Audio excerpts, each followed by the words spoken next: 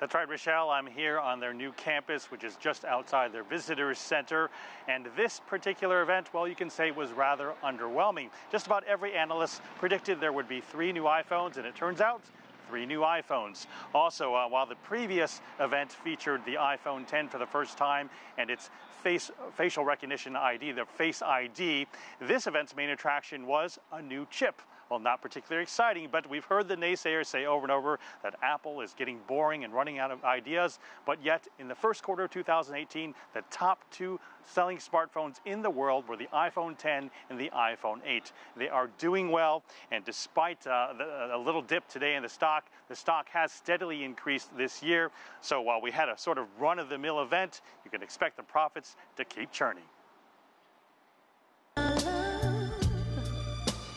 Apple unveiled 2 models that advance its iPhone 10 line, the iPhone XS with a 5.8-inch Super Retina OLED display and the XS Max with a 6.5-inch display.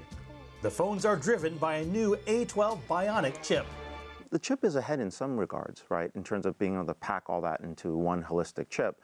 But the interesting thing about the chip was you saw the number of trillions of transactions that they can do versus the old chip. But more importantly, it's Apple silicon. They are not dependent on anyone else now for that chip. The A12 chip will allow for everything from greater detailed graphics to more sophisticated augmented reality. The founder of the basketball training app Home Court even brought out NBA Hall of Famer Steve Nash to show how the more powerful iPhones can track and improve your jump shot. As players train with real-time feedback, they build muscle memory. I really wish that when I was younger, we had these tools. Apple also showed how its improved dual camera system can allow photo takers to adjust the depth of field after taking a shot. This has not been possible in photography of any kind of camera. This is something that iPhone can now do with the power of the A12 bionic chip. The iPhone XS base model starts at $999. The iPhone XS Max a whopping $1,099. But Apple tried to appease those unwilling to spend so much by introducing a third model, the iPhone XR. iPhone XR will allow us to deliver the future of the smartphone to even more people. At a base price of $749, the XR uses an LCD screen instead of Super Retina OLED and doesn't have the dual cameras, but does have the A12 bionic chip.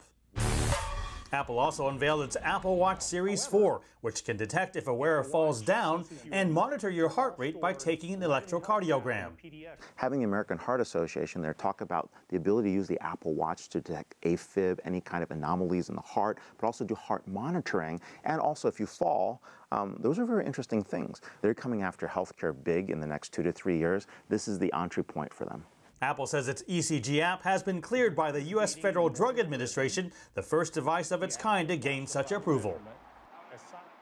And in case you're wondering how the Apple Watch knows whether you fall down, well, they say they detected specific motion patterns, repeated motion patterns, like the arms quickly raising in the air. So it's amazing how they can use that technology for a use that could be very useful for especially the elderly.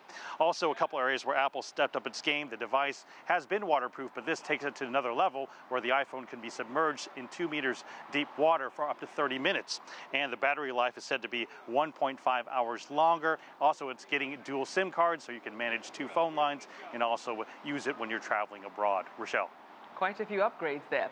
Now, we know that Apple has at times taken the lead in the tech industry on social issues too. Any messages in those areas come through at this event? Well, no overt political messages at this event, and they didn't address how the tariffs may also impact their business. But they did make a big effort to show that they're being socially and environmentally conscious. In fact, earlier this year, but it already announced that the company was powered globally by 100% renewable energy.